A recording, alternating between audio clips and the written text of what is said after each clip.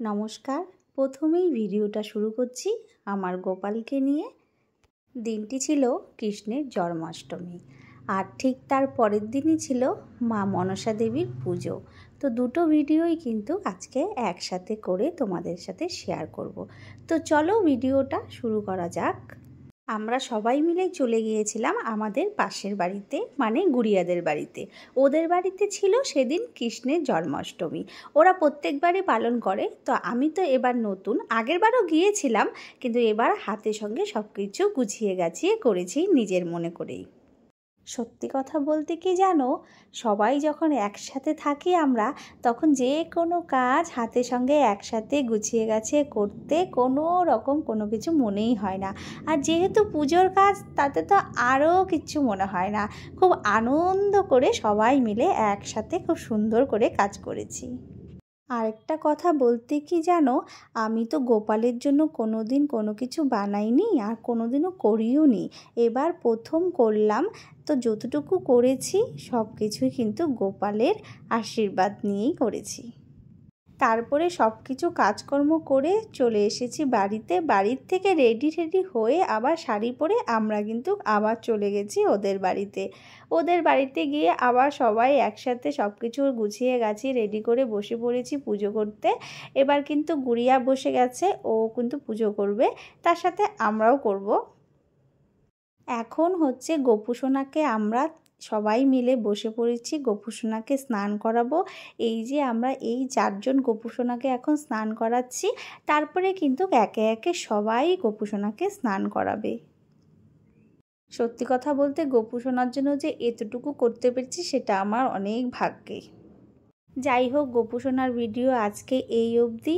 এবার পরের দিন সকালে কিন্তু মা মনসা দেবীর পুজো আছে ওদের বাড়িতেই, কিন্তু সকালবেলায় স্নান সেরে এই যে চলে এসেছি। আমরা কিন্তু সবাই উপোস, আগের দিনে উপোসই ছিলাম। এই যে উপোস করে সবাই আছে, এখানে বসে পড়েছি। এবার মা মনসা দেবীর পুজো হচ্ছে, আর এদিকে মায়ের ভোগ রান্না হচ্ছে। আমার দিদিভাই ভোগ রান্না করছে। দিদিভাই মানে আমার বড় যা। এই যে আমাদের পুরোহিত, বলো কোথায় আসছো? মধ্যপাড়া। জয় মা। জয় মা।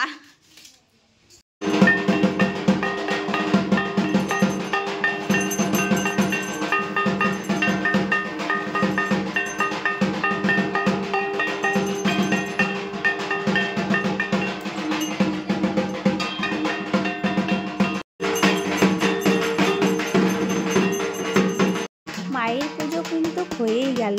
এবার ভোগ নিয়ে যাওয়ার পালা। এবার ভোগ নিবেদন হবে।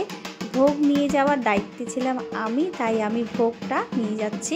আমার দিদিভাই সব কিছু রেডি করে রেখে গেছিলো, আমি শুধু নিয়ে মায়ের এখানে দিলাম, কারণ ভোগটা তো অন্য কেউ নিতে পারবে না, তাই আমিই নিয়ে যাচ্ছি।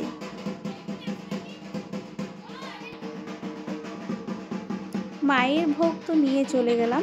এবার গোপালের যেহেতু পরের দিন পারনা ছিল, তার জন্য গোপুসোনার জন্য ভোগ রেডি করে রেখে গেছে, সেটাও কিন্তু নিয়ে চলে আসলাম গোপুসোনার কাছে।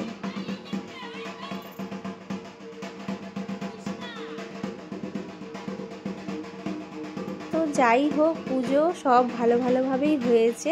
এবার কিন্তু উপোস থেকেই দুধ কলা ভাসাতে যেতে হবে। তার জন্য চলে এসেছি আমাদের বাড়ি থেকে একটু দূরে একটা বড় পুকুর আছে, সেখানে সবাই মিলে উপোস থেকেই ভাসাতে হবে, তারপরে গিয়ে কিন্তু আমরা উপোস ভাঙব।